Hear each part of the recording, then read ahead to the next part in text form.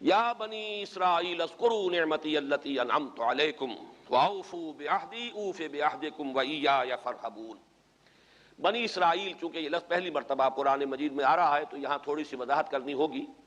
ابن جو عربی میں بیٹے کے لیے آتا ہے ابن، اس میں جو شروع کا حمزہ ہے یہ در حقیقت اضافی ہے، اصل لفظ جو ہے بے نون پر مشتمل ہے، اسی لیے اس کی جمع سالم آتی ہے بنون۔ قرآن مجید میں المال والبنون زینت الحیات الدنیا، تو یہ جو اس کی جمع سالم ہے وہ در حقیقت بنون ہے، اور پھر اس کی حالت نسبی اور حالت جری بنین ہوگا، اور جب یہ مضاف بن جائے گا تو اس کا وہ نون گر جائے گا، تو اے بنی اسرائیل، اے اسرائیل کی اولاد۔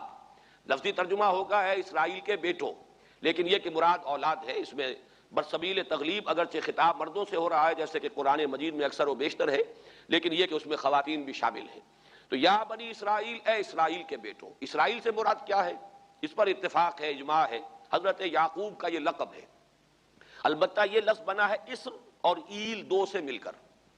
ایل کا لفظ جو ہے وہ عبرانی زبان میں الہ کے لیے ہے، الہ اور ایل ویسے بھی قریب قریب ہیں، اسی لیے تمام فرشتوں کے نام جبرائیل، میکائیل، اسرائیل، یہ تمام الفاظ کے ساتھ جو ایل آتا ہے یہ در حق اسماعیل بھی سما اور ایل، چونکہ حضرت ابراہیم علیہ السلام نے دعا کی تھی پروردگار بیٹا عطا فرما، اس اعتبار سے جب اللہ تعالیٰ نے بیٹا عطا فرمایا تو اسماعیل نام رکھا، یعنی اللہ نے سن لیا۔ جیسے ہمارے ہاں دیہات میں یہ خاص طور پر جانگلی علاقہ جو کہلاتا ہے، اللہ ڈوایا، اللہ سنیا، یعنی یہ اللہ نے جس کے بارے میں ہماری دعا سنی اور ہماری استدعا کو قبول فرمایا، تو یہ گویا کہ اسماعیل کے معنی یہ ہے۔ تو اسرائیل جو ہے اسر اور ایل سے مل کر بنا ہے۔ عبرانی اور عربی زبان کے بارے میں یہ اختلاف ہے، ایک رائے تو یہ ہے کہ ماں بیٹی کا رشتہ ہے، عربی زبان عبرانی سے نکلی ہوئی ہے، لیکن زیادہ اکثر محققین کی رائے یہ ہے کہ یہ دونوں بہنیں ہیں، کوئی اور کامن زبان تھی سیمیٹک لینگویج ابتدائی جس سے کہ یہ دونوں زبانیں پھر وجود میں آئی ہیں، گویا کہ ان کے درمیان رشتہ جو ہے وہ بہنیں ہونے کا ہے، ماں اور بیٹی کا نہیں ہے، لیکن ظاہر بات ہے کہ مشابہت اور ان کے اندر جو ہے قرب جو ہے اور مناسبت وہ بہت نمایاں ہے۔ اسر کے دو ترجمے کیے ہیں، یہودی علماء تو اس پر بہت زیادہ جزم کے ساتھ قائم ہے کہ اسر سے مراد ہے بطل، یعنی رجل عظیم، جواں مرد، بہت باہمت انسان، اس لیے کہ ان کے ہاں یہ عقیدہ ہے اور بڑی تحریف جو ہوئی ہے تورات میں، اس میں ایسی ایسی باتیں بھی ہیں۔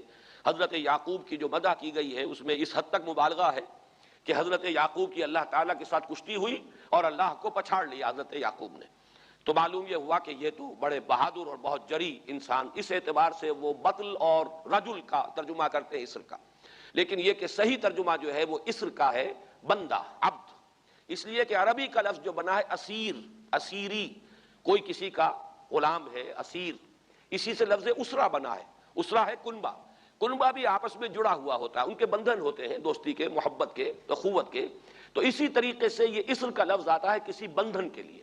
اسیر جو ہے پچھلے زمانے میں جبکہ جیلوں کا رواج نہیں تھا تو اگر کسی شخص کے ذمے کسی کی کوئی رقم ہوتی تھی دینی تو اس شخص کو اس کے حوالے کر دیتے تھے، وہ اس کا ذاتی قیدی ہوتا تھا، ذاتی اسیر، اس کی تحویل میں رہتا تھا، جب تک کہ اس کے اعزاء اقارب آ کر وہ رقم ادا نہ کر دیں وہ شخص اس کی تحویل میں رہتا تھا، وہ اس کا اسیر ہوتا تھا۔ اس اعتبار سے غلام کے معنی میں یہ لفظ جو ہے مستعمل ہے، تو اسرائیل کا ترجمہ ہوگا عبداللہ۔ اذان تو میں عرض کر رہا تھا کہ اسرائیل کا ترجمہ ہوا عبداللہ، گویا کہ اب تک ہم نے یا بنی اسرائیل کا ترجمہ کیا اے اللہ کے بندے کی اولاد، مراد ہے حضرت یعقوب علیہ الصلوۃ والسلام۔ حضرت یعقوب حضرت اسحاق کے بیٹے ہیں، حضرت اسحاق حضرت ابراہیم علیہ السلام کے دوسرے بیٹے ہیں۔ حضرت ابراہیم کو پہلا بیٹا اللہ نے عطا فرمایا اسماعیل، اسی لیے میں عرض کر چکا ہوں سما اور ایل سے مل کر بنا ہے۔ جو دعا کی تھی انہوں نے، اس دعا کا پہلا جواب جو ملا ہے اللہ تعالیٰ کی طرف سے، اس کی مقبولیت کا جو ظہور ہوا وہ حضرت اسماعیل کی شکل میں۔ پھر یہ کہ حضرت سارہ کو بھی اللہ تعالیٰ نے اولاد دی اور حضرت اسحاق پیدا ہوئے۔ اس وقت یہ جو بشارت دی گئی ہے قرآن مجید میں متعدد مقامات پر آگے چل کر آئے گا کہ حضرت سارہ کے ہاں بھی اولاد ہونے کی جو بشارت حضرت ابراہیم علیہ السلام کو فرشتے دینے آئے تھے، اسی میں یہ بھی تھا کہ نہ صرف یہ کہ تمہیں ایک بیٹا عطا ہوگا بلکہ اس کے بعد پوتا بھی عطا ہوگا، گویا کہ ایک بہت جلیل القدر پوتا۔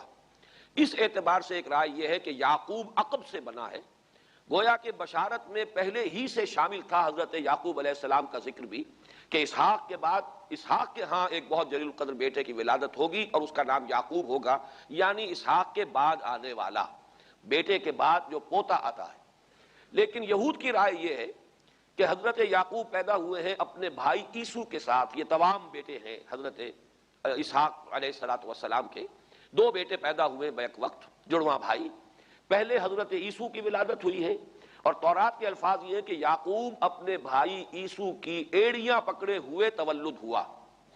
تو چونکہ حضرت عیسو کے بعد حضرت یعقوب کی ولادت ہوئی ہے، تو گویا کہ اس وجہ سے ان کا نام حضرت اسحاق نے یعقوب رکھ دیا، عقب میں آنے والا، بعد میں آنے والا. بہرحال حضرت یعقوب علیہ السلام کے پھر 12 بیٹے ہیں جن کی تفصیل پوری موجود ہے. یہ تاریخ جو ہے بڑی ریکارڈڈ ہے، اس لیے کہ بنی اسرائیل کی یہ تاریخ جو ہے books of the old testament میں اس کی پوری تفصیل موجود ہے. 4 بیویاں تھی حضرت یعقوب علیہ السلام کی، جن سے 12 بیٹے ہوئے. 3 بیویوں سے 10 بیٹے تھے، اور سب سے چھوٹی بیوی سے 2 بیٹے تھے، حضرت یوسف اور بنیامین. اور ان دونوں سے حضرت یعقوب علیہ السلام کو بڑی محبت تھی. حضرت یوسف سے چونکہ یہ تاریخ شروع ہوتی ہے اس اعتبار سے کہ انہیں ان کے بھائیوں نے کنویں میں ڈالا، پھر اللہ تعالیٰ نے وہاں سے ان کے نکلنے کا سامان کیا، پھر مصر پہنچایا، پھر مختلف مراحل سے گزار کر انہیں وہاں ایک بہت اونچی پوزیشن تک پہنچایا. تو حضرت یوسف علیہ السلام سے اس اعتبار سے ان کی تاریخ شروع ہوتی ہے. 1906 قبل مسیح میں حضرت یوسف علیہ السلام کی پیدائش ہے، جہاں تک صحیح اندازہ کیا جا سکا ہے. یوں سمجھیے کہ آج سے تقریباً 4000 سال قبل یہ حضرت یوسف کی پیدائش ہے. اور حضرت یوسف پڑ پوتے ہیں حضرت ابراہیم کے. ان میں اگر آپ 200-250 سال کا اور اضافہ کریں تو آج سے کوئی 4,2500 سال قبل کی شخصیت بنتے ہیں حضرت ابراہیم علیہ الصلوۃ والسلام. حضرت یوسف کے زمانے میں پھر جیسے کہ وہ تفصیل سورہ یوسف میں آئے گی، یہ پورا خاندان آ کر کنعان میں تھے، لیکن وہاں سے آ کر مصر میں آباد ہو گئے. مصر میں ان کا بڑا اعزاز ہوا، اکرام ہوا. اس کے خاص حالات تھے کہ مصر میں اس وقت جو بادشاہت تھی وہ اصل مصر کے لوگوں کی نہیں تھی، بلکہ یہ بھی سیمیٹک لوگ تھے جو جا کر جنہوں نے عراق وغیرہ کے علاقے سے ہی جا کر انہوں نے فتح کیا تھا مصر کو. لہذا انہیں فرعون نہیں کہا گیا قرآن مجید میں، وہ فرائنہ کا خاندان نہیں ہے، بلکہ وہ تاریخ میں ہکسوس کنگز کہلاتے ہیں. تاریخ مصر میں وہ 15واں خاندان کہلاتا ہے وہاں کے بادشاہوں کا، 15th ڈائنیسٹی. اور یہ چونکہ لوکل نہیں تھا اس لیے ان کو فرعون نہیں کہا جائے گا، بلکہ یہ ہکسوس کنگز چرواہے بادشاہ تھے کہ جو عرب کے ان علاقوں سے آئے تھے، جزیرہ نما سے، اور وہاں سے وہ چرواہے تھے. ان کا تو پیشہ ظاہر بات ہے، صحرا میں کیا ہوتا ہے، بھیڑیں بکریاں پالنا.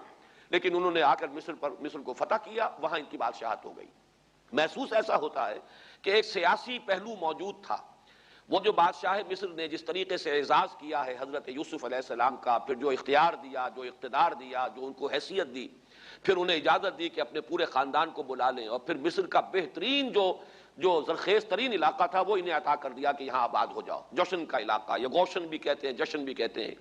یہ جو نائل کا ڈیلٹا ہے کہ جو جا کر آپ کو معلوم ہے کہ دریا جو ہے جب بہت سی شاخوں میں تقسیم ہو جاتے ہیں سمندر میں گرنے سے قبل، تو وہ ڈیلٹا جو ہے زرخیز ترین علاقہ ہوتا ہے. آرٹیفیشل اریگیشن کے اور نظام تو تھے نہیں.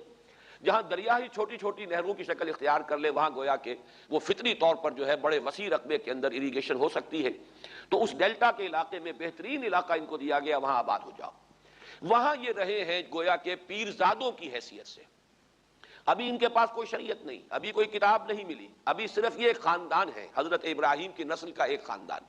اس لیے کہ حضرت ابراہیم کی نسل میں حضرت اسماعیل کی نسل ہے کہ جو عرب میں آباد ہو چکی ہے. ان کی نسل میں پھر حضرت اسحاق کے بیٹوں میں سے بھی عیسو کی نسل وہ اور جگہ پر آباد ہو چکی ہے. اس اعتبار سے یوں نہ سمجھیے کہ نسل ابراہیم صرف ان پر مشتمل ہے. اسی طرح بنی قطورہ تیسری جو آپ کی اہلیہ تھی، ان کی اولاد بھی، تو گویا کہ یہ بہت وسیع حلقہ ہے جو اولاد ابراہیم کا ہے. تو اولاد ابراہیم میں سے ایک شاخ ہے جو آ کر، یعنی حضرت یعقوب کے 12 بیٹے اور حضرت یعقوب بھی آ کر یہاں آباد ہو گئے. اور یہاں پھر یہ کچھ عرصے تک، تقریباً 100-150 برس تک تو بڑے عیش میں رہے.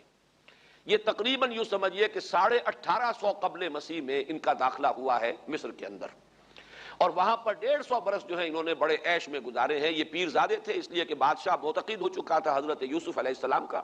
اگرچہ یہ تو ثابت نہیں ہوتا کہ وہ ایمان لایا ہو حضرت یوسف علیہ السلام پر، اس کا کوئی ثبوت نہیں ہے، لیکن معتقد تھا. اور ان کی نیکی کا، پارسائی کا، شرافت کا، ذہانت کا، صلاحیتوں کا اعتراف پوری قوم کو تھا. جس طریقے سے کہ انہوں نے اس ملک کی جو نیا ہے اس کو جس طرح پار لگایا ہے، وہ شدید ترین قحط کا جو ایک دور آیا اس میں سے، اور جتنا بہترین انتظام کیا، اس کی بنا پر ان کی صلاحیتوں کے سب معترف تھے. تو وہ 130 برس کی عمر میں غالباً ان کا انتقال ہوا ہے. اور 80 برس تک انہوں نے مصر پر، گویا کہ جو سب سے زیادہ با اختیار شخص وہاں تھا بادشاہ کے بعد، بادشاہ اپنی جگہ پر تھا، لیکن یہ کہ جو بادشاہ کے بعد سب سے زیادہ با اختیار شخصیت تھی وہ حضرت یوسف کی تھی 80 برس تک. اس عرصے میں، اور پھر یہ 150 برس جو میں نے عرض کیا ہے کہ اس میں یہ خوب پھلے پھولے، ان کی اولاد جو ہے وہ کثرت کے ساتھ پھیلی، لیکن اس کے بعد وہاں پھر ایک انقلاب آیا۔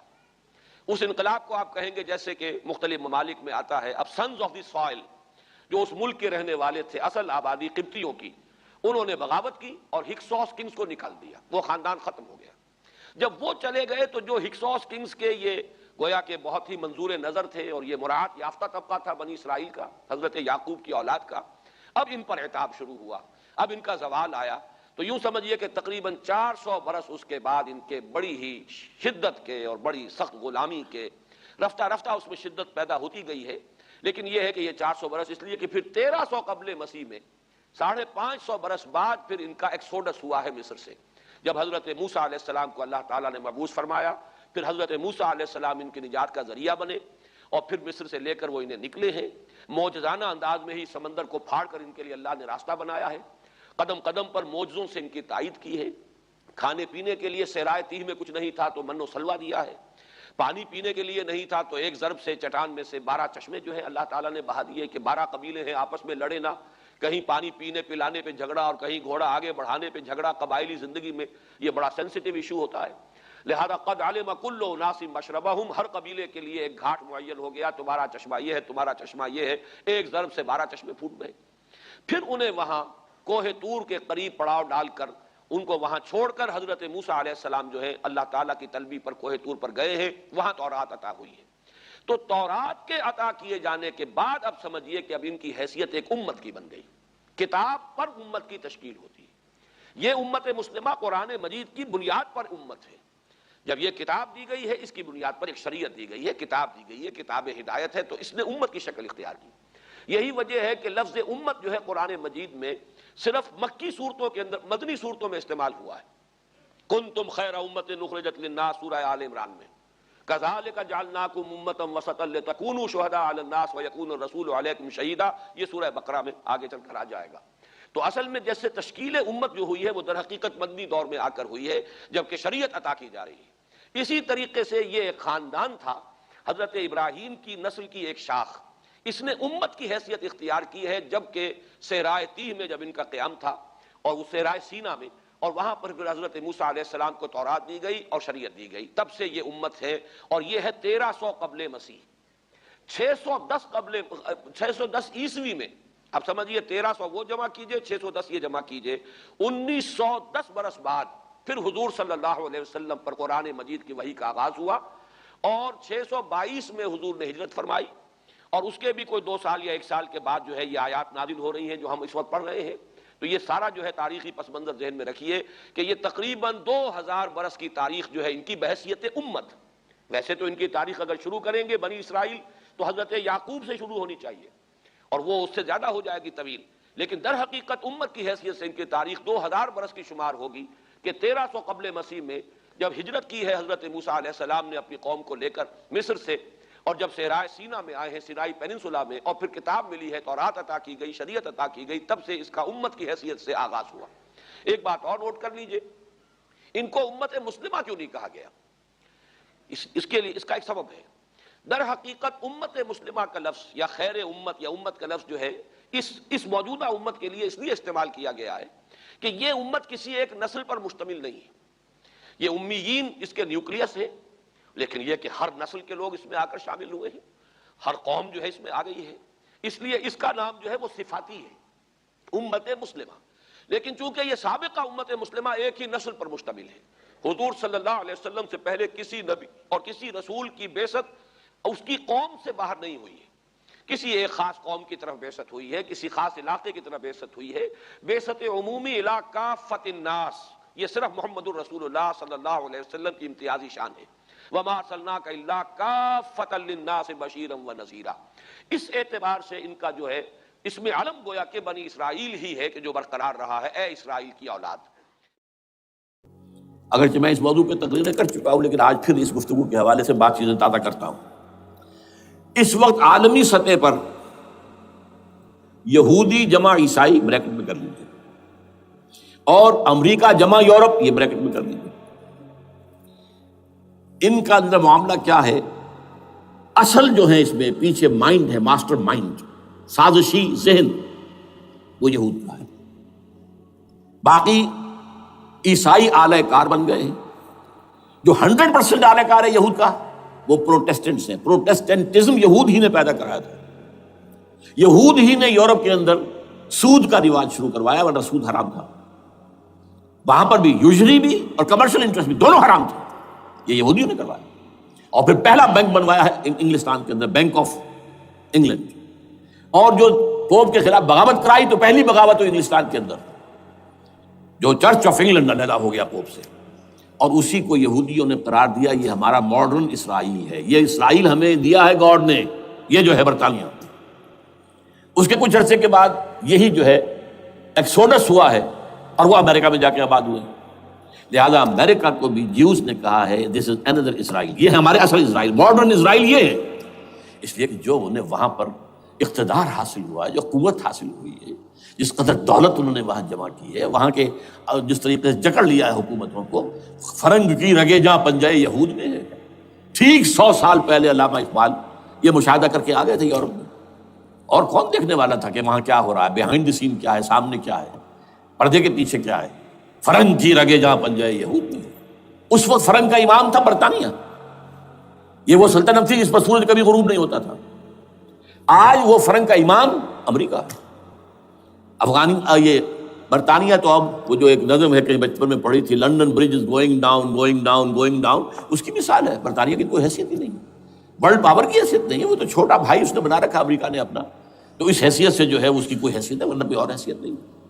بہرحال ان دونوں میں یہ ہے کہ پیچھے ماسٹر مائنڈ، سازشی ذہن، پلاننگ، اسکیم ساری یہودیوں کی.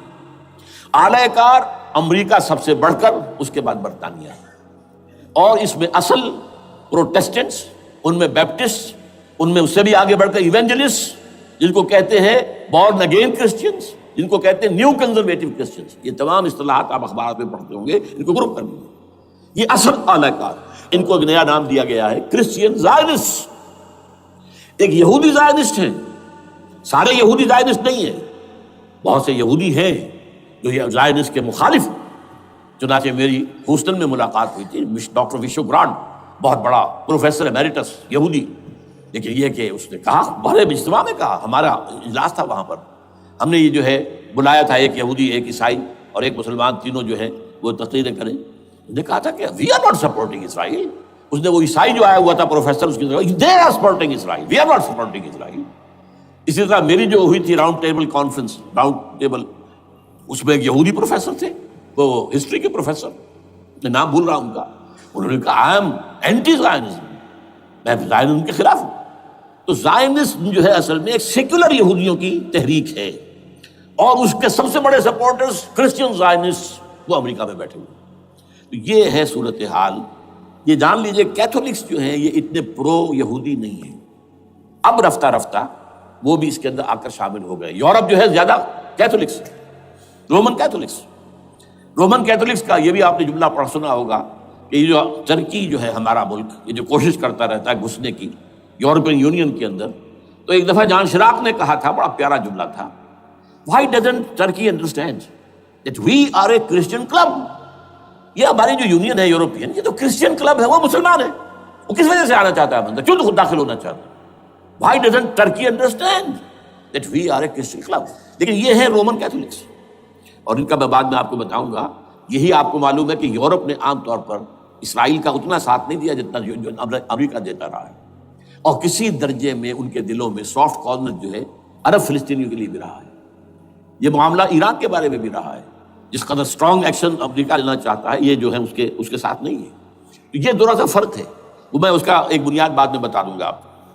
بہرحال ان کا ایک جو ایجنڈا ہے وہ دو سمجھیے کہ دو اس کے نکات ہیں، دو رسیوں کے مانند یہ آپس میں بٹا ہوا ہے. پہلا، عالم اسلام کے مادی اور مالیاتی وسائل خصوصاً تیل پر قبضہ. یہ ان کا دنیاوی اعتبار سے، دولت کے اعتبار سے، وسائل کے اعتبار سے اس وقت کا ایجنڈا ہے.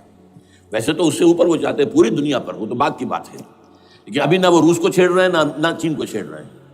چین تو ان کا سب سے بڑا جو ہے بزنس پارٹنر ہے، سب سے بڑا. اور چین کو رفتہ رفتہ وہ اپنی لائن پر لا رہے ہیں. اب تو صرف یہ کہ وہ ایک پارٹی گورنمنٹ وہاں رہ گئی ہے جو کہ کمیونزم کے دور کی یادگار ہے، باقی ان کی جو اکانومی ہے وہ تو آ چکی ہے اسی رخ پر جو یورپ کی ہے، مغرب کی ہے. نمبر 2 ایجنڈا کیا ہے؟ دنیا میں کہیں بھی اسلام کے بحیثیت ایک نظام زندگی ظاہر ہونے کا کوئی موقع نہیں دینا. We have to nip the evil in the bud at any cost. یہ ان کے ایجنڈے کا دوسرا بڑا حصہ. یہ 2 ہے انٹرٹوائنڈ. جیسے آپ لڑیوں کو بٹ دے کر رسی بناتے ہیں، ایسے یہ 2 لڑیاں ہیں. اسلام کا پولیٹیکل سوشو اکنامک سسٹم کہیں نہ آ جائے دنیا میں، ہو نہ جائے آشکارا شر پیغمبر کہیں. یہ ابلیس نے کنکلوڈ کیا ہے، وہ جو ابلیس کی مجلس شورا ہے، ہو نہ جائے آشکارا شر پیغمبر. کہیں ایسا نہ ہو کہ پیغمبر کی شریعت دنیا کے سامنے آ جائے، پیغمبر کا نظام آ جائے. الحذر، آئین پیغمبر سے 100 بار الحذر. حافظ ناموس زن، مرد آزما مرد آفری، یہ معاشرتی نظام ہو گیا. موت کا پیغام ہر نوع غلامی کے لیے، نہ کوئی فخور و خاکہ نہ گدائے رہنشی، یہ سیاسی نظام آ گیا. اور کرتا ہے دولت کو ہر آلودگی سے پاک و صاف. منعموں کو مال و دولت کا بناتا ہے امین. تم دولت کے امین و مالک نہیں ہو. اور اس سے بڑھ کر اور کیا فکر و عمل کا انقلاب. بادشاہوں کی نہیں، اللہ کی ہے یہ زمین. ان الارض للہ. یہ نظام کہیں نہ آ جائے یہ ہے جس پہ کہ وہ خطرہ محسوس کر رہا تھا. اور اس کے بعد یہ کہتے ہیں یہ تو تھا عصر حاضر کے تقاضے، لیکن یہ کہ صورتحال کیا ہے؟ ہو نہ جائے آشکارا شر پیغمبر کہیں ہے. یہی یہ معاملہ اس طرح رکھو کہ خود مومن ہے محروم یقین. یہ غنیمت ہے کہ خود مومن ہے محروم یقین. ہمیں اگر کوئی سہارا ملتا ہے تو اس سے کہ مومنوں کو بھی، نام نہاد مسلمانوں کو بھی اپنے اس نظام پر یقین نہیں. وہ نماز پر یقین رکھتے ہیں، روزے پر رکھتے ہیں، زکوٰۃ کو بھی جو بھی اللہ تعالیٰ جس کو توفیق دیتا ہے، حج کرتے ہیں، عمرے کرتے ہیں، یہ ہے سب. لیکن یہ کہ یہ غنیمت ہے، چشم عالم سے رہے یہ پوشیدہ یہ آئین تو خوب. وہ ابلیس کہتا ہے کہ یہ آئین چشم عالم سے پوشیدہ رہنا چاہیے. یہ غنیمت ہے کہ خود مومن ہے محروم یقین. ہمارے لیے جو ہے اگر کوئی سانس لینے کی جگہ ہے تو وہ یہ ہے، حوصلہ افزائی اگر ہے تو اس میں ہے کہ خود مومن محروم یقین ہے، اس کے سامنے وہ راستہ ہے ہی نہیں. اب لیجئے یہودیوں کے ایجنڈے کو میں تجزیہ کر رہا ہوں.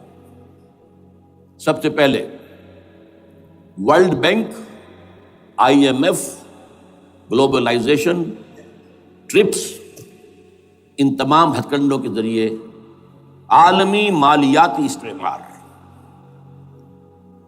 جو بظاہر امریکہ کا ہوگا حقیقتاً یہود کا ہوگا.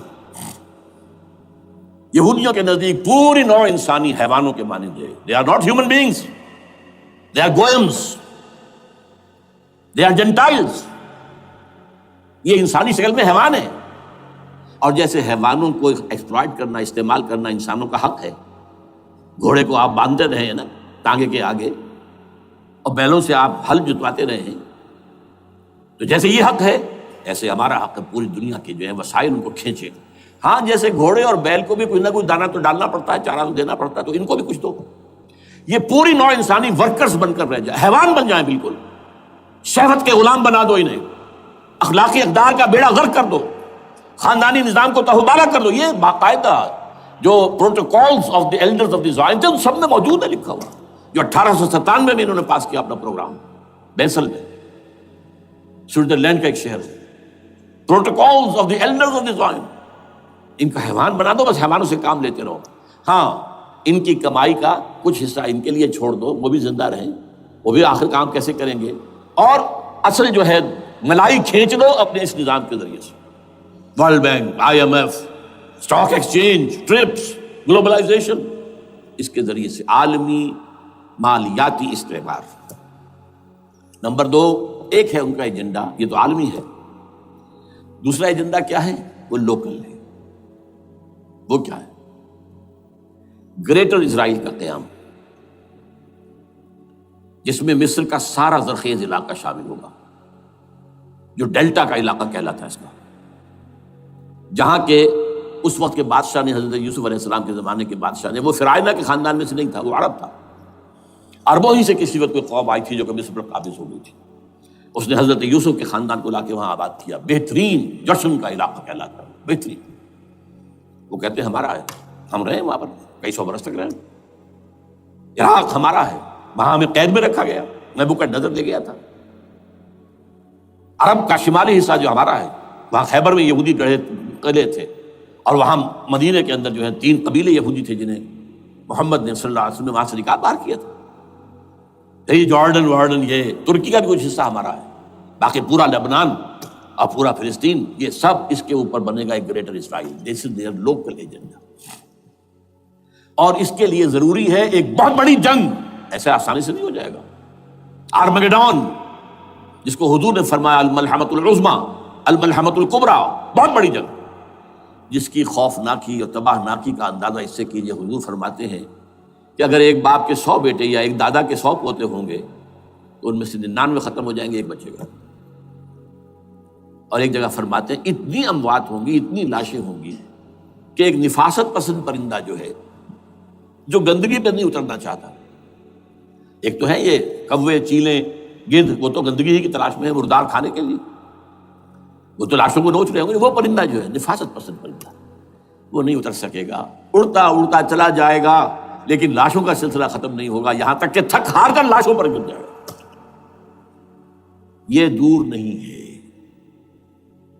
اس لیے کہ اس پر متفق ہیں یہودی بھی اور عیسائی، پروٹسٹنٹس عیسائی اس کے اوپر پوری طرح متفق ہیں۔ آرمگیڈون، جسے آپ 3rd ورلڈ وار کہہ لیں، الملحمۃ العظمیٰ کہہ لیں، الملحمۃ الکبریٰ کہہ لیں، حضور کے الفاظ میں یہ آئے گی۔ اس کے نتیجے میں گریٹر اسرائیل بنے گا۔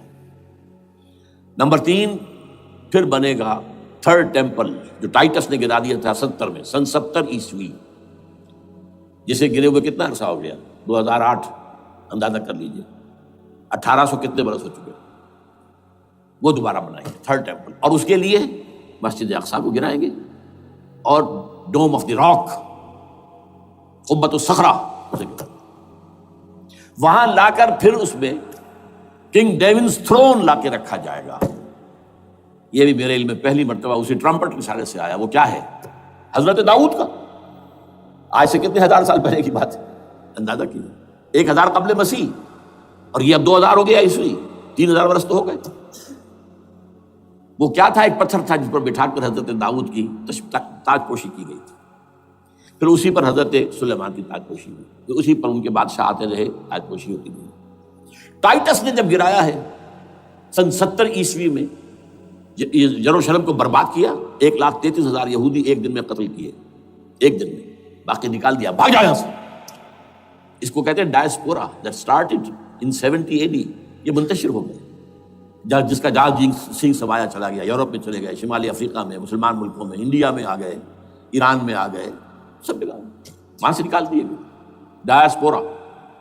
بہرحال وہاں سے وہ ٹائٹس وہ پتھر لے گیا، وہ روم میں لے گیا، روم سے کسی طرح وہ آئرلینڈ پہنچ گیا۔ آئرلینڈ پیور کیتھولک ملک ہے، آپ کو معلوم ہوگا، اور وہاں پر پروٹیسٹنٹس کی اور کیتھولکس کی جنگیں ہوتی رہتی ہیں۔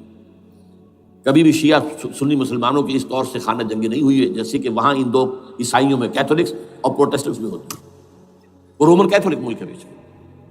وہاں سے وہ انگلینڈ میں آیا، انگلینڈ میں جب آ گیا، بلکہ وہاں سے اسکاٹ لینڈ سے انگلینڈ میں پھر اس کو ایک کرسی کے اندر اس کی سیٹ کی حیثیت سے بنا کر ایک تھرون کی شکل دے دی گئی، اور وہ جو ویسٹ منسٹر ایبے ہے، برطانیہ کے پارلیمنٹ کے ساتھ جو چرچ ہے، ویسٹ منسٹر ایبے، وہاں اس کو لا کے رکھ دیا گیا۔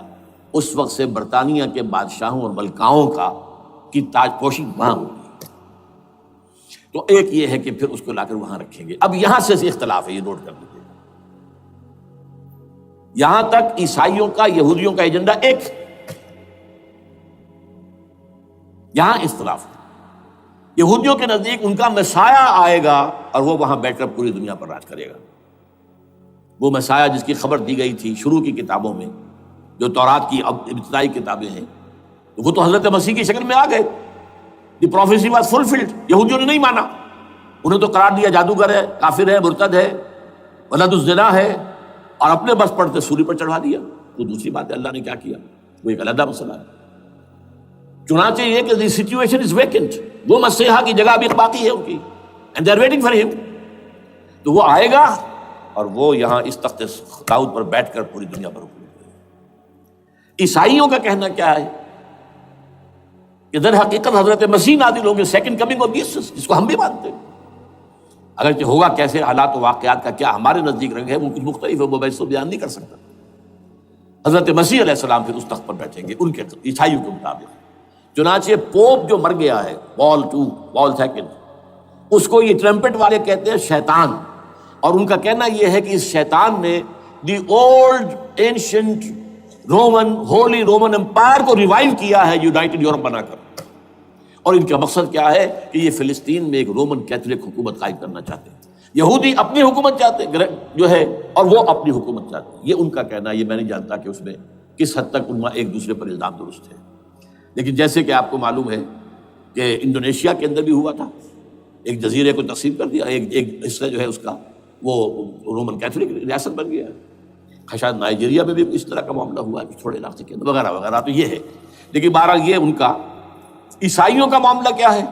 میں نے جیسا کہ بتایا کہ یہ تو اس ایجنڈے کے اندر متفق ہے، اور عیسائی بھی ورلڈ ڈومینیشن، مالیاتی جو ہے استعمار، اس کے لیے کوشاں ہیں، لیکن ان کے نزدیک حضرت عیسیٰ ابن مریم آئیں گے علیہ الصلوۃ والسلام، اور وہ حکومت کریں گے۔ اس پورے ڈرامے کا اسکرپٹ پورا یہودیوں کا لکھا ہوا ہے، اور انہی کی سازش اس پورے ڈرامے کے پیچھے ہے۔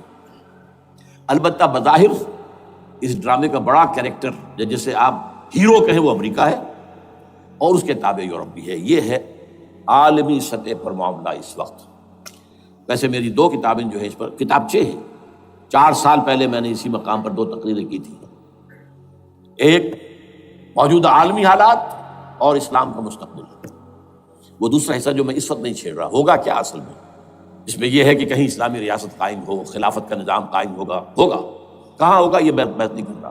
حضرت مہدی کا ظہور ہوگا، وہ آئیں گے عرب کے اندر، پھر یہ ہے کہ وہ جو گریٹر اسرائیل کے خلاف جہاد ہوگا، اور اللہ کرے گا کہ رفتہ رفتہ یہ ممالک جو ان سے لے لیے جائیں گے، یہاں تک کہ بالآخر ایک یہودی اعلان کر دے گا میں ہوں مسیح، اس کو کہ عیسائی بھی کہتے ہیں اینٹی کرائسٹ، اور یہ کہتے ہیں یہ بیپٹسٹ بھی کہ اینٹی کرائسٹ جو ہے وہ یہودی ہوگا، جبکہ کچھ عرصے پہلے بہت بڑا پروپیگنڈا ہوا تھا کہ اینٹی کرائسٹ جو ہے، دجال جو ہے وہ تو مسلمان ہوگا، نہیں، لیکن وہ کہتے ہیں کہ ہوگا یہودی ہوگا، اور پھر اس یہودی کو قتل کریں گے حضرت مسیح، دی ریئل مسیح، اصل مسیح جو اٹھا لیے گئے درمیان میں، وہ آئیں گے، اور ان کے ہاتھوں دجال بھی قتل ہوگا، اور پھر مسلمانوں کے ہاتھوں ایک ایک یہودی ختم ہوگا، پھر ایک عالمی اسلامی ریاست قائم ہوگی حضرت مسیح کے ہاتھوں، اور وہاں پر حضرت مسیح، ایک حدیث میں آتا ہے 40 برس تک پوری دنیا پر حکومت کرے۔ بہرحال یہ دوسرا پکچر ہے جو ہمارے سامنے، میں اس وقت کی تفصیل میں نہیں جا رہا، جو ان کے سامنے پکچر ہے وہ میں نے آپ کو بیان کر دیا۔ اب اس میں تجزیہ کیجئے افغانستان پر حملے کا اصل سبب، جو میں نے 2 بتایا نا، 2 لڑیاں ہیں ان کے ایجنڈے کی، ایک اسلام کہیں ظاہر نہ ہو جائے، اسلام کا نظام ظاہر نہ ہو جائے، اور ایک مسلمانوں کے مالیاتی، خاص طور پر تیل کے وسائل پر قبضہ۔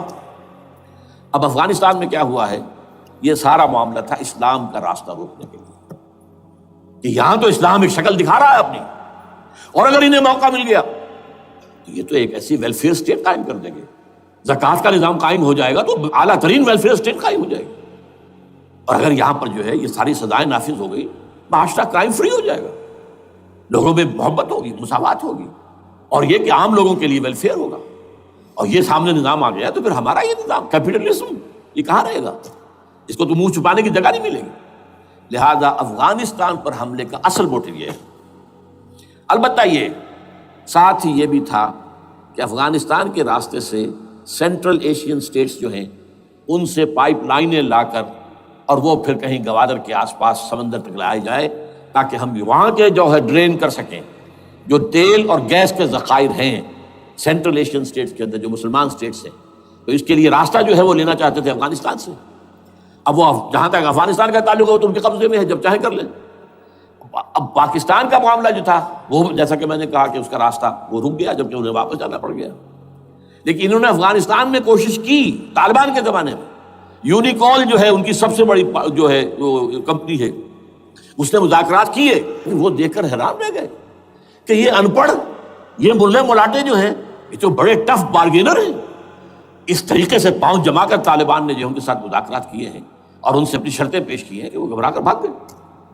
یہ صورتحال بھی تھی افغانستان پر قبضہ کرنے میں، لیکن یہ ہے کہ اصل کیا تھا کہ وہ اسلام کی کوئی شکل دنیا کے سامنے نہ آنے پائے، جو ان کا میجر ہے۔ اسی لیے پورا عالم کفر جمع ہے، امریکہ، یورپ، روس، چین، سب جمع ہے، بھارت تو ہی ہے، یہ سب جمع ہے۔ آپ نے یاد ہو گیا جب لال مسجد کا حادثہ ہوا ہے اور ہمارا یہ بدبخت اور بدمعاش انسان، اس نے صرف خود جان بوجھ کر اسے بڑھایا، ایک پھنسی کو پھوڑا بنایا، اس میں پھر شگاف دیا اور شاباش لی ہے۔ امریکہ سے شاباش آ گئی، نیٹو سے شاباش آ گئی، رشیا سے شاباش آ گئی، چائنا سے شاباش آ گئی۔ وہ چونکہ محسوس کر رہا تھا کہ اندرون ملک تو میری اب کشتی ڈگمگا رہی ہے، ڈاواڈول ہے، I have to have more support from outside, اور for that I have to do it۔ کہ دیکھو میرے عین قلب میں پاکستان کے یہ پھوڑا نکل آیا تھا، یہ بنیاد پرستی کا اور یہ شدت پسندی کا اور یہ تنگ نظری کا اور یہ فلاں کا، یہ دہشت گردی کا، اور میں نے دیکھو کیسے اس میں چیرا دیا ہے، کتنے لوگوں کو ختم کر دیا ہے۔ اچھا، اس میں یہ بھی ذہن میں رکھیے کہ افغانستان کے بارے میں یہودیوں کے علم میں ہے کہ حضور کی حدیث کیا ہے۔ حضور کی حدیث ہے یخرج من خراسان رایات سود، خراسان کے علاقے سے کالے جھنڈے لے کر فوجیں چلیں گی، لا یردھا شیء، کوئی طاقت ان کو رخ نہیں موڑ سکے گی، حتیٰ تنصب بیلیا، یہاں تک کہ وہ آ کے بیت المقدس میں جھنڈے گاڑ دیے جائیں۔ دے نو اٹ، یہ جان لیجیے، یہ لوگ پڑھے لکھے لوگ ہیں۔ میں آپ کو ایک واقعہ سناتا ہوں۔ جب 1967 میں یہودیوں کو فتح ہوئی بہت بڑی، اور پورا یروشلم اب ان کے قبضے میں آ گیا، ایسٹ یروشلم جو کہ ابھی جارڈن کے قبضے میں تھا، تو جب موشے دایان تھا وہ کانا، وہ داخل ہوا فاتح کی حیثیت سے، تو اس کے ساتھ ایک ربائی تھا بہت بڑا، چیف ربائی یہودیوں کا بہت بڑا عالم، اور وہ رو پڑا تھا، تو فتح کا وقت، خوشی کا، رویا۔ So this is the beginning of the end, یہ الفاظ آئے اخبارات کے اندر، گویا کہ اب یہ آخری ڈرامہ جو ہے شروع ہو گیا ہے۔ وہ آخری ڈرامہ انہیں معلوم ہے، ان کی تباہی پر ختم ہونا ہے۔ اس میں حضرت مسیح کے نزول کے بعد یہ ٹرمپٹ والا بھی لکھتا ہے کہ 80% یہودی قتل ہو جائیں گے، اور میں سمجھتا ہوں کہ 20% اگر صحیح ہے اس کی بات، تو وہ ہوں گے جو اب حضرت مسیح پر ایمان لے آئیں گے، باقی 80% اپنے اس کفر پر اڑے رہیں گے اور قتل ہوں گے۔ اسی طرح حضور کی ایک حدیث ہے کہ جب یہودیوں کا قتل عام ہو رہا ہوگا، اگر مسلمان قتل کریں گے تو اگر کسی درخت کے پیچھے یہودی چھپا ہوگا تو درخت پکارے گا، اے مسلمان، ہاں عبداللہ آؤ ادھر، یہ میرے پیچھے یہودی چھپا ہوا، قتل کرو اسے۔ کسی پتھر کے پیچھے چھپے گا تو پتھر بولے گا، سوائے ایک درخت غرقد کے، کہ غرقد یہودیوں کا درخت ہے، وہ پناہ دے گا۔ اور آج اسرائیل میں سب سے بڑی پلانٹیشن غرقد کی ہے، دے نو اٹ۔ اسی لیے افغانستان، خراسان، یہ افغانستان کا ہارٹ ہے افغانستان۔ اور یہ بھی جان لیجئے ہمارا جو مالاکنڈ سے اوپر کا علاقہ ہے یہ بھی خراسان کا حصہ ہے، اولڈ خراسان، جیسے گریٹر خراسان کہا جاتا ہے ہسٹری میں۔ ایک میں نے ایرانی سے پوچھا تھا اس کے بارے میں، تو اس نے کہا خراسان ہمارا ایک صوبہ ہے۔ میں نے کہا وہ تو مجھے معلوم ہے، جس کا دارالخلافہ مشہد ہے اور یہ ان کا مقدس شہر ہے، وہ تو اسے مکے کی طرح سمجھتے ہیں۔ بہرحال میں نے کہا میں پوچھ رہا ہوں پرانا خراسان بزرگ، تو خراسان بزرگ کا انہوں نے بتایا پورا افغانستان اس میں شامل، اور پھر یہ اسٹیٹس جو ہیں سینٹرل ایشین اسٹیٹس، اور ایران کا ایک حصہ اور پاکستان کا ایک حصہ، یہ جو مالاکنڈ کہلاتا ہے۔ اور یہ بڑی معنی خیز بات ہے کہ وہی مالاکنڈ سے تحریک چلی ہے جو اصل تحریک ہے طالبان پاکستان، وہ سوات سے چلی ہے۔ بہرحال اس وجہ سے، اس پہلو سے یہ جو ہے افغانستان پر حملے کا سب سے بڑا سبب وہ تھا۔ دوسرا جو تھا وہ یہ کہ ان کو جو پائپ لائن لے کے آنی تھی اس کے لیے، لیکن وہ ظاہر بات ہے کہ اس میں جو ہے جو طالبان نے وہ ان کی چکمے میں نہیں آئے۔ اس پر ایک کتاب ہے کہ جو انگریزی میں ہے عابد اللہ جان کی، Afghanistan the genesis of the last crusade, Afghanistan سے آخری صلیبی جنگ کا سلسلہ شروع ہو رہا ہے۔ بہت جو ہے چشم کشا ہے، معلومات افزا ہے، انگریزی میں ہے۔ اچھا، عراق میں معاملہ برعکس تھا۔ عراق میں تیل کا معاملہ بھی تھا تو صرف امریکہ کا تھا۔ جو یورپ ہے وہ زیادہ تر کیسپین کے ایریا کے تیل کی طرف نگاہیں رکھتا ہے۔ یہ جو ہے یہ اصل میں سارا جو ہے یہ امریکہ کا معاملہ ہے۔ اور دوسری طرف یہ کہ یہاں کو مذہبی سلسلہ نہیں تھا، حالانکہ تھا، وہ یہودیوں کا تھا، وہ کیا تھا؟ Extension, first step towards the establishment of greater Israel. یہ بات اچھی طرح سمجھ لیجیے. یہاں پہ تیل کا معاملہ بھی میں نے کہا تھا نا، دو لڑیاں ہیں جو چل رہی ہیں. تیل کا معاملہ یہاں خاص طور پر عراق کے اندر زیادہ، افغانستان میں بہت کم.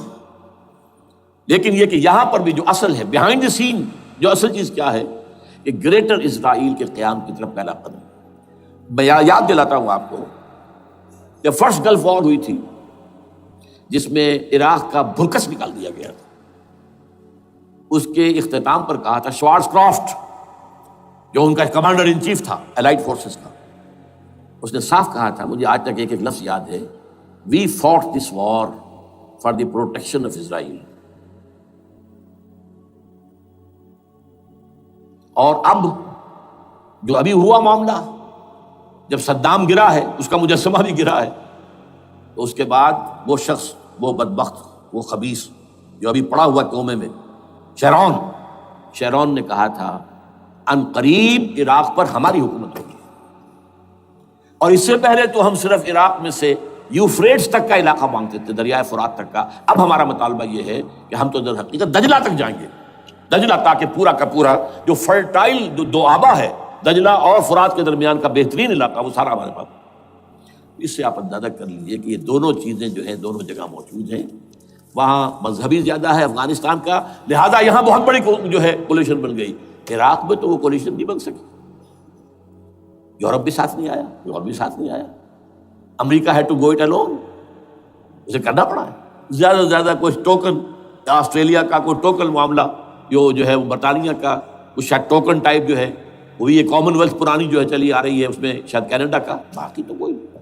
یہ جو آل ورلڈ کولیشن بنی تھی وہ افغانستان کے خلاف کیوں ہے؟ یہاں سے اسلام کی ریسرجنس کا اندیشہ ہے. یخرج من خراسان رایات سود لا یردھا شیء حتی تنصب بایلیا. حضور کے زمانے میں ایلیا جو ہے وہ کن کے قبضے میں تھا؟ عیسائیوں کے.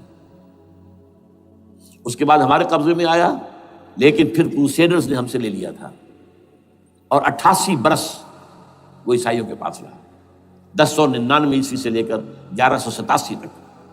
اب پھر یہود کا قبضہ ہے. پہلے عیسائیوں کا تھا، اب یہود کا. اب ان سے لینا واپس، پہلی مرتبہ بھی عرب نہیں لے سکے تھے، کھونے والے عرب تھے، واپس لینے والا کرد تھا صلاح الدین ایوبی رحمۃ اللہ علیہ. اب بھی کھونے والے عرب ہیں. مصر اور شام اور اردن، تینوں کا مقابلہ کیا اس نے، اسرائیل نے، اور قبضہ کیا پورے ویسٹ بینک پر، گولان ہائٹس پر، سینائی پیننسولا پر، اور یہ کھو دیا ہم نے اپنے ہاتھ سے. اور اب بھی عربوں میں تو کوئی دم نہیں ہے، کوئی جان نہیں ہے. ان کو عیاشیوں نے، دولت مندی نے بالکل تباہ و برباد اور کھوکھلا کر کے رکھ دیا. بہرحال یہ جو چیزیں میں نے آپ کو بتائی ہیں، یہ تو وہ پلانز ہیں جو سب شیاطین جن و انس کے پروگرام ہیں. وہ جیسے کہ کبھی کہا تھا خمینی صاحب نے، شیطان بزرگ، دی گریٹسٹ شیطن، امریکہ. اصل میں امریکہ، اور اس کے پیچھے حقیقت میں یہود. سامنے امریکہ، پیچھے یہود. بالفعل کیا ہوگا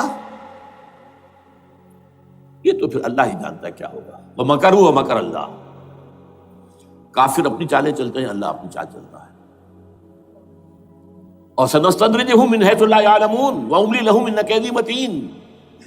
اے نبی آپ گھبرائیں نہیں، ہم ان کافروں کو رفتہ رفتہ وہاں سے لے آئیں گے جہاں سے آپ کو بھی، جہاں انہیں احساس تک نہیں ہوگا کہ یہ تو گرفت میں آ رہے ہیں، ٹریپ ہو رہے ہیں. اور ابھی ذرا میں انہیں ڈھیل دے رہا ہوں. میں املی لہم ان قیدی متین، میری چال بہت مضبوط ہے. وہ اللہ کیا کرے گا وہ میں نے آپ کو بتایا، جھلک دکھا دی ہے. انشاءاللہ اسی علاقے میں پاکستان اور افغانستان، اور اس کا ہارٹ ہوگا یہ پشتونستان، سرحد اور مشرقی افغانستان مل کر پشتونستان. پشتون اسی مشرقی اس میں ہے. پاکستان کا مغربی صوبہ ہے، شمال مغربی سرحدی صوبہ. یہ ہارٹ، اور پھر پاکستان اور افغانستان. انشاءاللہ یہی ہوگا. اور پھر یہ کہ یہاں سے فوجیں جائیں گی جو حضرت مہدی کی حکومت جمائیں گی عرب کے اندر. عربوں میں جان نہیں ہے کہ وہ مہدی کی حکومت کو جما سکے. یخرج ناس من المشرق یؤتون للمہدی یعنی سلطان ہی. مشرق کی طرف کے کسی ملک سے فوجیں آئیں گی جو مہدی کی حکومت قائم کریں. عربوں میں دم نہیں. بہرحال ہوگا کیا وہ میں نے کہا کہ یہ تو اللہ کے ہاتھ میں ہے. اب یہ کہ کرنا کیا چاہیے، یہ ہے میری تقریر کا آخری حصہ. دیکھیے ذوالفقار مرزا نے جو کچھ کہا اور سید قائم علی شاہ نے، میں خوشائند سمجھتا ہوں کہ طالبانائزیشن اور ہے، اسلامائزیشن اور ہے. ٹھیک ہے، چلیے آواز مکے اور مدینے. طالبانائزیشن کے اندر کچھ بغیر تعلیم یافتہ، کچھ جذباتی، اس طرح کے لوگ بھی ہیں جن میں انتہا پسندی بھی ہے، جیسے کہ میں پہلے بیان کر چکا. افغانستان میں ہوا ہے، افغانستان کے اندر بھی رفتہ رفتہ وہ اپنی چیزوں سے نکل رہے تھے، نکل جاتے، لیکن موقع نہیں دیا گیا. Nip the evil in the bud ختم کر دیا گیا. اسی طرح ہمارے سرحدی صوبے میں جیسا کہ میں بتایا 3 قوتیں برسرکار ہیں. ہو نوز اٹ، کون کیا کہ. لیکن بہرحال یہ کہ پہلی بات یہ، اسلام اور پاکستان لازم و ملزوم ہیں. یہاں اسلام آئے گا تو یہ ملک رہے گا، نہیں آئے گا تو ختم ہو جائے گا.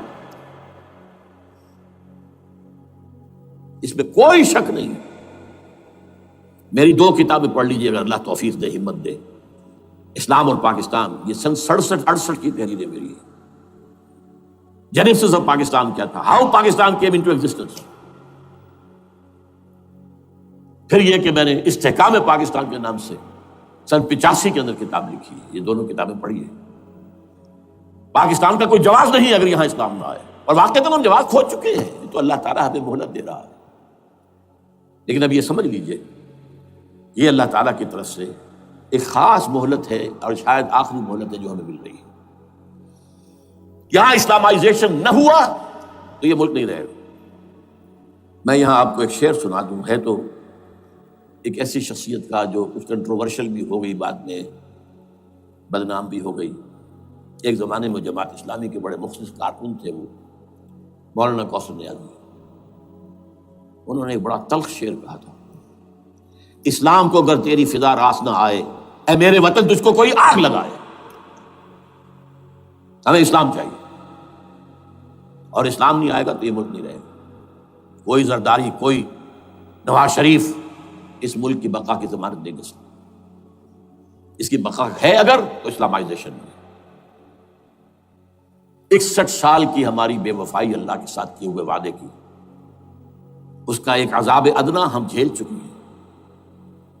71 یاد کی، سن 71 پاکستان 2 لخت، 94,000 مسلمان پاکستانی بھارت کی قید میں بھیڑوں بکریوں کی طرح ہانک کر لے جائے گئے، ٹرکوں میں بھر بھر کر، جیسے کہ ڈیرہ غازی خان سے بھیڑیں بکریاں آتی ہیں لاہور میں ذبح ہونے کے لیے. کنسنٹریشن کیمپس میں ہمارے ٹائیگر نامی جرنیل نے پیش کیا اپنا ریوالور.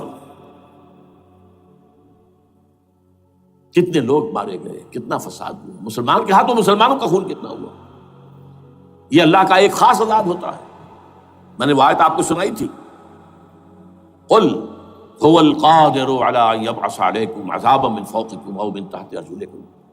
اے نبی سے کہہ دیجیے اللہ اس پر قدرت رکھتا ہے، جب چاہے تم پر کوئی عذاب اوپر سے بھیج دے، تمہاری زمین کے نیچے سے نکال دے. زلزلہ آیا تھا کہ نہیں؟ او یلبسکم شیعا، ایک تیسری شکل بھی ہے. نہ اللہ آسمان کو کوئی تکلیف دے، نہ زمین کو.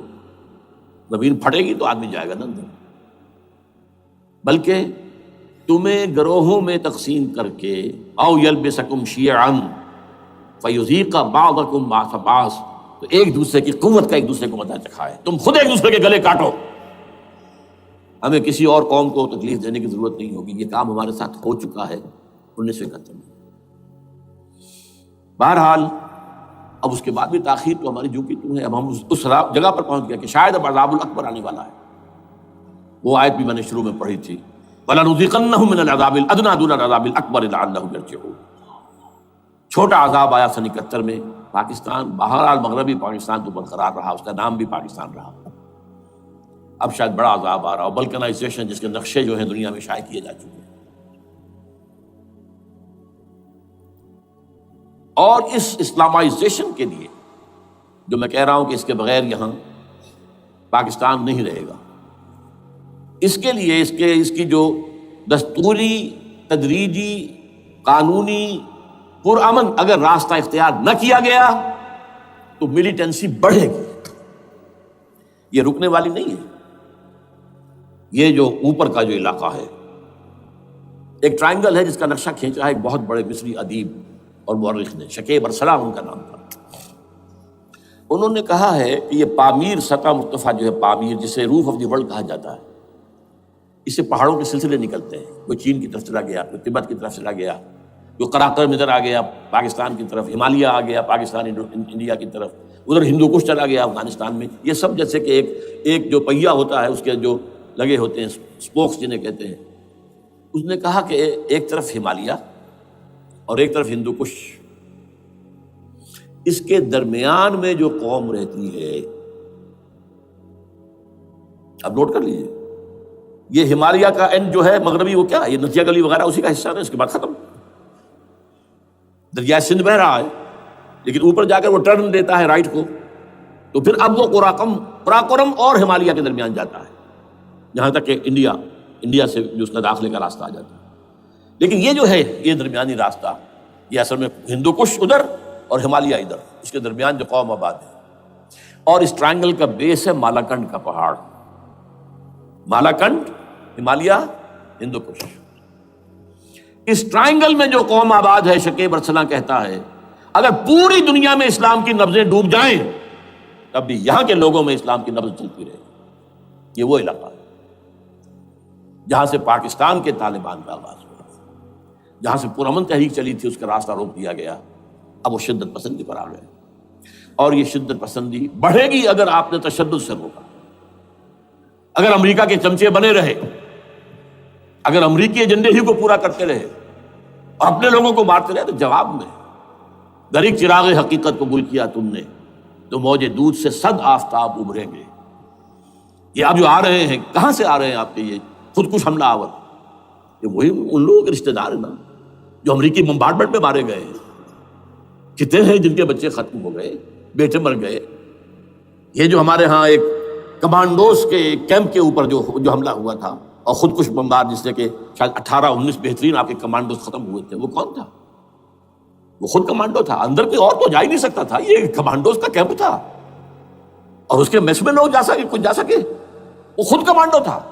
اس کی بیٹی لال مسجد کے اندر جلی تھی۔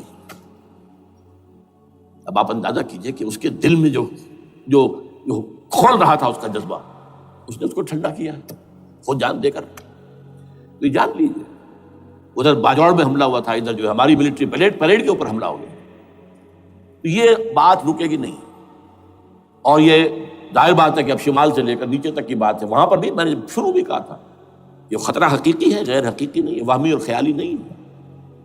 اس لیے کہ اب جو اس علاقے سے جا رہے ہیں ہجرت کر کے کراچی، وہی ان کی جگہ ہے، وہیں پر ان کے رشتہ دار ہیں، محسود ہیں، وزیر فلاں ہے، یہ ہے وہ ہے، وہاں وہ جا رہے ہیں۔ اور وہاں پر بھی ظاہر بات ہے کہ جو کچھ ہو رہا ہے افغانستان میں اور جو کچھ ہو رہا ہے شمال سرحدی صوبے میں، اس کا ایک تسلسل ہوگا۔ میں یہاں یہ عرض کر دوں آپ سے کہ تقریباً 4 سال قبل، بلکہ 4.5 سال، میں انتہائی مایوسی کو پہنچ چکا تھا کہ پاکستان کا وجود باقی نہیں رہے گا۔ میں نے یہی تقریر کی ہے 29 فروری سن 2004 کو، اسی جگہ۔ پاکستان جواز کھو چکا، یہ اسلام کے نام پر تھا، ویئر از اسلام؟ جو اسلام یہاں وہ تو بھارت میں بھی ہے، وہ تو امریکہ میں بھی ہے، وہ کہاں ہے اسلام کا سیاسی نظام، اسلام کا تعزیراتی نظام، اسلام کا کرمنل لا، اسلام کا سول لا، اسلام کے فیملی لاز کہاں بنائے تھے اس شخص نے جو فیلڈ مارشل بنا تھا، خود ساختہ، جو اس نے قوانین بنائے تھے؟ تمام علماء نے کہا تھا، تمام مکتبہ فقہ کہ غلط ہے، تحریک کوئی نہیں اٹھائی، یہ ان کی غلطی تھی، کوتاہی تھی۔ جمہوریت کی تحریک میں شامل ہو گئے، اس پر کوئی تحریک نہیں چلائی۔ بہرحال وہ نظام کہاں ہے؟ وہ نظام تو قائم نہیں کیا۔ اس حوالے سے یہ اپنا جواز کھو چکا ہے۔ دو ریشنل ریزون دیت جسے کہتے ہیں فرینچ کے اندر، ریزون دیت کسی چیز کی ریزن، ریشنل آف ایگزسٹنس۔ اس کے بعد یہ ہے کہ پچھلے سال سے کچھ مایوسی میں کمی ہوئی۔ Number 1، chief justice of Pakistan Iftikhar Muhammad Chaudhry کے اندر ہمت اللہ نے دی، وہ کھڑا ہو گیا۔ جرنیلوں کے جم گھٹے کے اندر ایک سویلین آدمی جو ہے جس درجے کا مرغوب ہو سکتا ہے، آپ اس کا اندازہ کر لیجیے۔ اور اس کے بعد اسپونٹینیس موومنٹ وہ کلا، انہومی شے، سوچ نہیں سکتے ہم۔ یہ موومنٹ جو ہے یہ کوئی اسٹریٹ ارچنز کی چلائی ہوئی نہیں ہے، یہ ہمارے ہاں کے گاموں ماجھوں کی نہیں ہے، بلکہ یہ تو پڑھے لکھے لوگ، وکیل، کالے کوٹ، کالی ٹائیاں، پینٹ، یہ جو سختیاں جھیلی ہیں انہوں نے، ابھی تک وہ تحریک چل رہی ہے، اگرچہ ظاہر بات ہے وقت گزرنے کے ساتھ ساتھ اس کی وہ تیزی اور تندی میں تو کمی آئی اور حکومت کو موقع ملا ان کے اندر کوئی رفت پیدا کرنے کا بھی، لیکن بہرحال ان دونوں چیزوں سے میری مایوسی میں قدرے کمی ہوئی۔ اب دوسری بات وہ تھی 18 فروری کے الیکشن کا پرامن طور پر منعقد ہو جانا۔ میں یہ سمجھتا تھا کہ جو اس کے اندر دخل اندازی ہے، رگنگ ہو گئی ہوگی، کیسے ممکن ہے پاکستان میں الیکشن ہو اور رگنگ نہ ہو؟ پھر تحریک چلے ہی چلے، کیونکہ تحریک تو چل رہی ہے پہلے سے، صرف اس کے اوپر تیل اور ڈالنا ہے نا،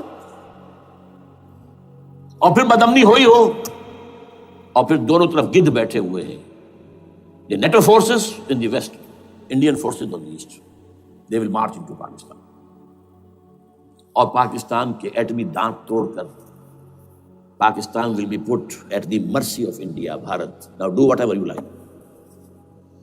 کونڈولیزا رائس کا میں آپ کو بیان سنا چکا ہوں، پاکستان کے مستقبل کا فیصلہ امریکہ اور بھارت نہیں کرتا۔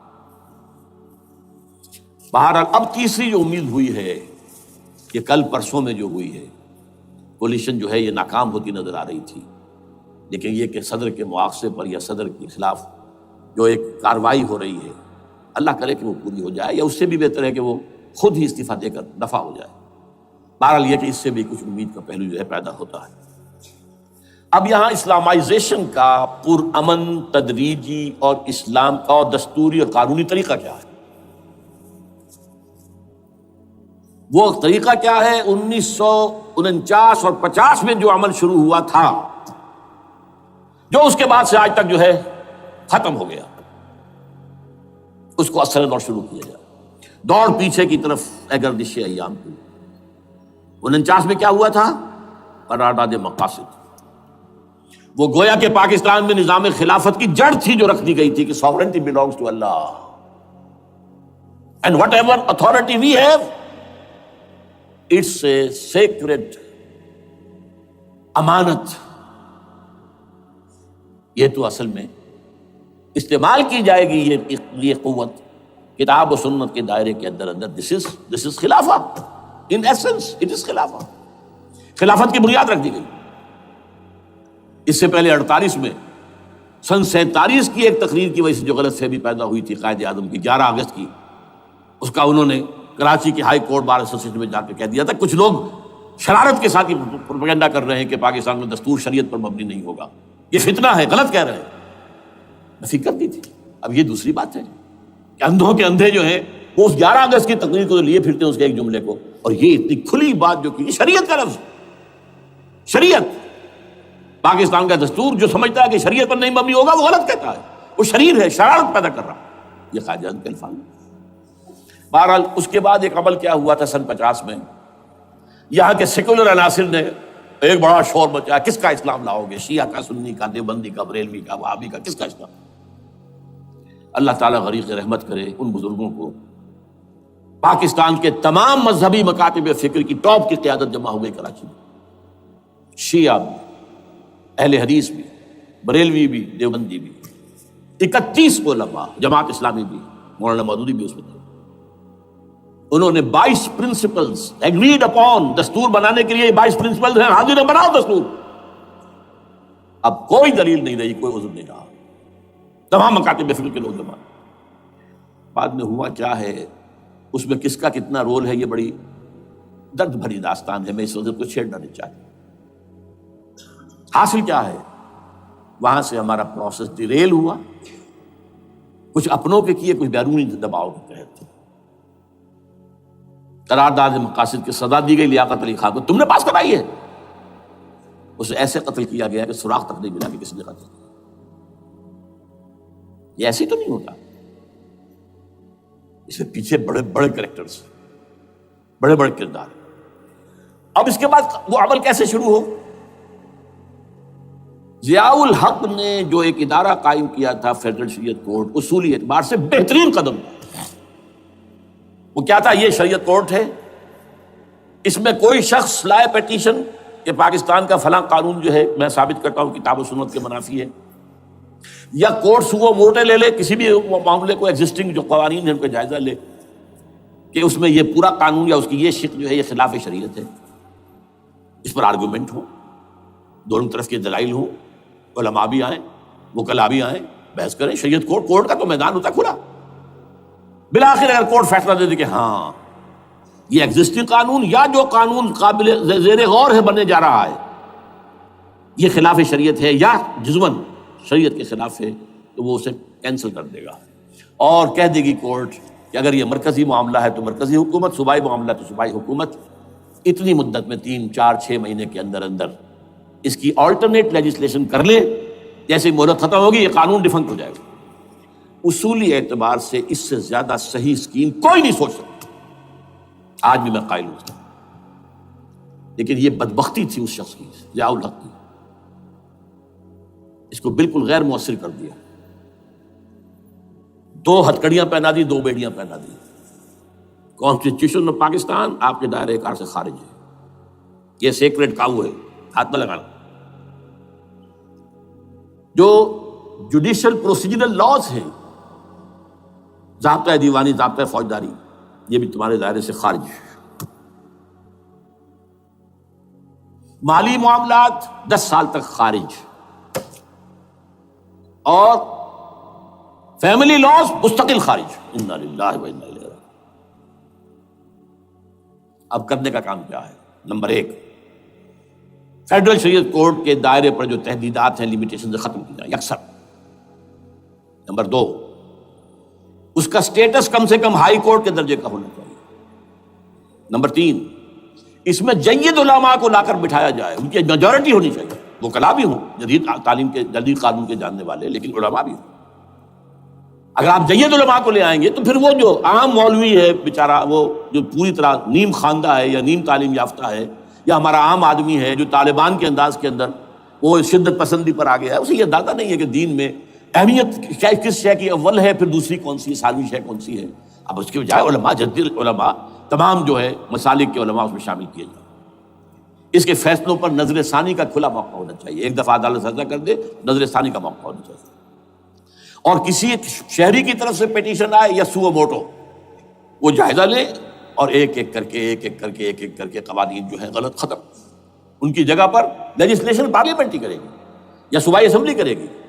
کورٹ کا کام لیجسلیشن نہیں ہے، وہ یہ کہہ سکتا ہے کہ یہ بھائی یہ معاملہ جو ہے شریعت سے تجاوز کر گیا ہے، یا فلاں جو قانون تم بنانے چلے اس کی یہ شق جو ہے شریعت کے خلاف ہے، بس فیصلہ یہ دے گی۔ ظاہر بات ہے لیجسلیشن اس کا کام نہیں، لیجسلیشن جو کرے گی آپ کی نیشنل اسمبلی کرے گی، آپ کی صوبائی اسمبلی کرے گی، لیکن وہ اس کا متبادل قانون لے آئیں اور پہلا قانون ختم ہو جائے گا۔